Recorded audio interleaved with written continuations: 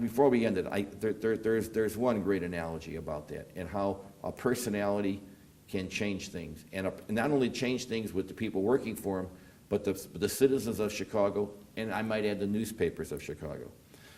In my lifetime, we've had two great snowstorms, the snowstorm of 67 and the snowstorm of 79. Right.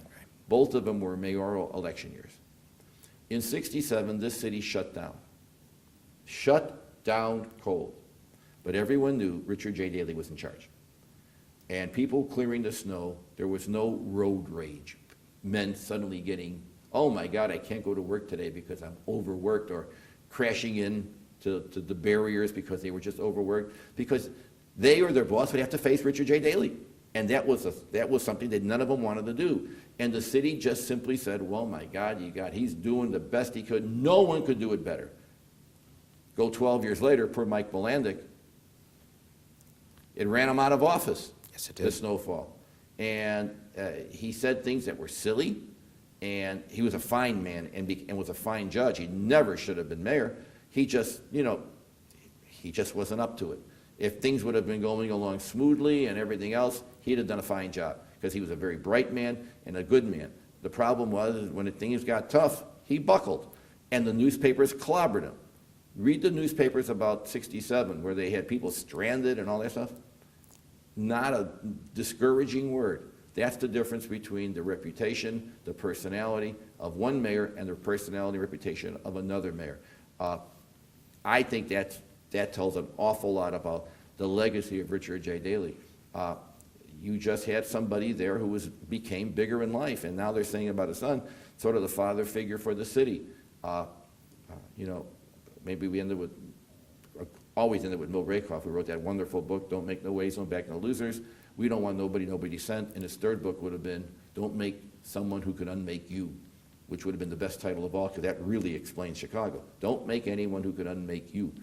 The Daley family has they've shared this, religion and family. No doubt about it. There's no doubt about it. 5 minutes. Okay. Number three was neighborhood. That's the split between them. Richard J. never left Bridgeport. Rich Daley left. But then, love of the city, to boost the city. Nobody can out Chicago either one of those men. Even losing the Olympics, what a great loss. But it was, in many people's eyes, it wasn't the Chicago, whatever the application, it was Mayor Daley's application. Would any of that happen without him? Hell no. For Daley, it was Richard J., it was the Democratic Party. And that's another difference. The Democratic Party to Rich Daley is something that he doesn't, fine. And the last one, and I disagree with Mill on his sixth one, I have my own sixth one. No matter who's president, Democrat or Republican, you're always their friend.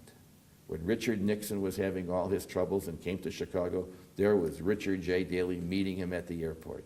When George W. Bush had his 60th birthday party at the Firehouse Restaurant, there was Rich Daley right at his side, laughing and joking and all that kind of stuff. Boy, that is the perfect example of what Edmund Burke, not the alderman of the 14th Ward. Right.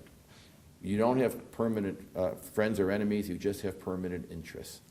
And both Daleys understood the interest of Chicago was good politics, good government, and that's one of their keys. They really had that ability.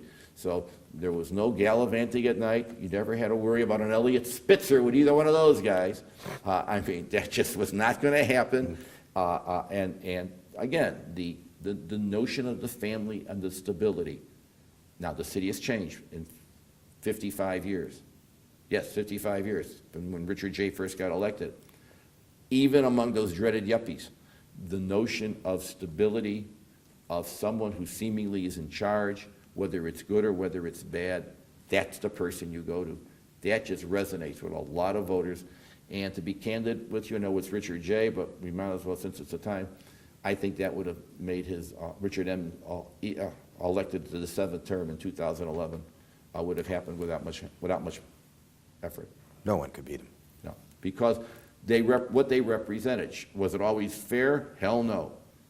Was it always above board? Probably not. But they had that persona. And again, the Richard M. Daley of 83 was not the Richard M. Daley of 89. The Richard J. Daley of 55 wasn't the Richard J. Daley who was coming out of Bridgeport in the late 30s. The stories about him, Richard J. in Springfield, where he became good pals with Adamowski and Abraham Lincoln Merovitz, was that there have been rumors that some of the legislators, shall we say, had fun in Springfield. Not these guys. They were business. Right. To them, it was a business, and they were family people, and they weren't going to get involved in any of that, and especially Richard J. Okay, we'll stop. Good. When I say I'm getting tired of talking, you know that we've been going pretty fast.